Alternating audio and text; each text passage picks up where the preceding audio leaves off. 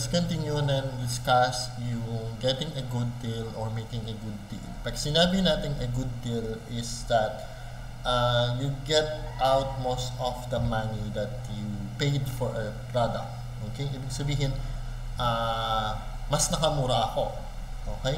Ito yung gusto kong ibayad, pero ito lang yung binayaran ko, so mas nakamura ako. So, those are example of making a good deal. Or another is getting a good deal or making a good deal is like, example, namimili ka ng trabaho na ng kurso na kukunin. Okay? Mamimili ka ngayon ng pinagkaiba ng sweldo ng dapat kurso na kukunin mo pag nag-graduate ka at magkano yung gagastusin mo pag inaral mo yung degree. So, base doon, makapag-decide ka, ano yung mas sulit na balik sa'yo in terms pag nagtrabaho ka na in sweldo sa base sa kumpara mo yung balik sa'yo na sweldo comparison doon sa ginastos mo. So, ganun dapat siya yung decision making mo. So, unahin natin si people make transactions because they value the same goods differently at the margin. So, ibig sabihin ng people make transactions because they value the same goods differently at the margin because actually ginagawa niya ito. Pag sinabi niyang make transactions, ibig sabihin, pag pumupunta kayo sa palengke, nagkakaroon kayo ng negotiation, ikaw as buyer at nung nagbebenta sa palengke. Negotiation na, ate, pwedeng ganito na lang, yung makikipagtawaran kayo. Sa palengke, pwede natin gawin yon. Bakit mo ginagawa na makikipagtawaran ka? Because you want to get the most out of your money in the sense na mas nakamura ka doon sa bibilhin mo kaysa sa gusto mong ibayad because nakatawad ka. Pwede gano'n. Pero hindi sa lahat ng bagay, pwede kang tumawad. Like pumunta ka sa mall or department store, hindi ka pwedeng tumawad doon. Diba?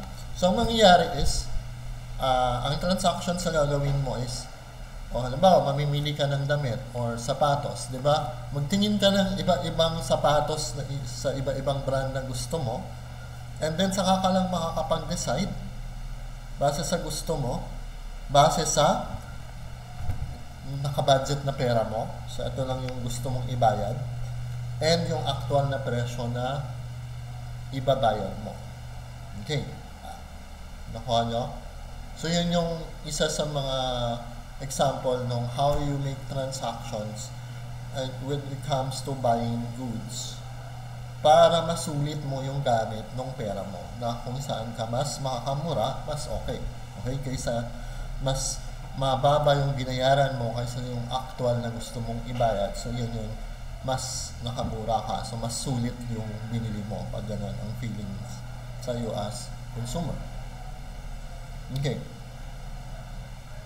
Another is the marginal analysis. Like example, pwedeng example sa marginal analysis is you compare yung Nokia na phone from Finland, which is known as matibay. So yun yung image doon kilala sa Nokia. Matibay ang telepono niya, kahit ilang bagsak yung telepono niya, hindi siya masisira, matagalan siyang gamit.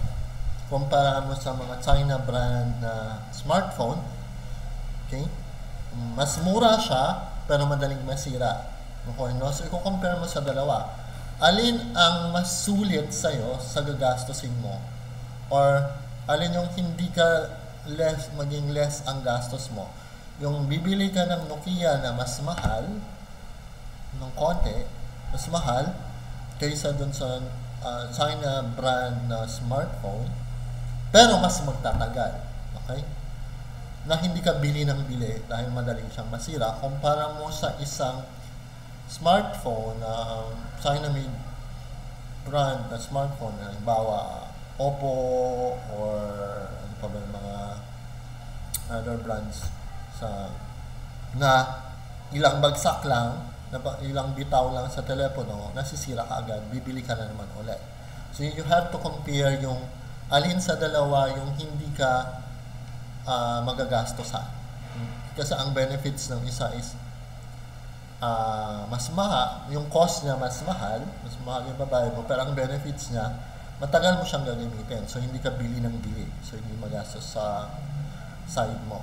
Yung isa naman, mura siya, pero dahil madaling masira, ilang beses kang pwedeng magpalit ng telepono. So, kung compute mo na sa dalawa, alin yung mas magagastusan ka? Yung bili ka ng bili dahil mura, o yung isa na medyo mahal, medyo mahal yung presyo, pero pang matagalan ng gamit.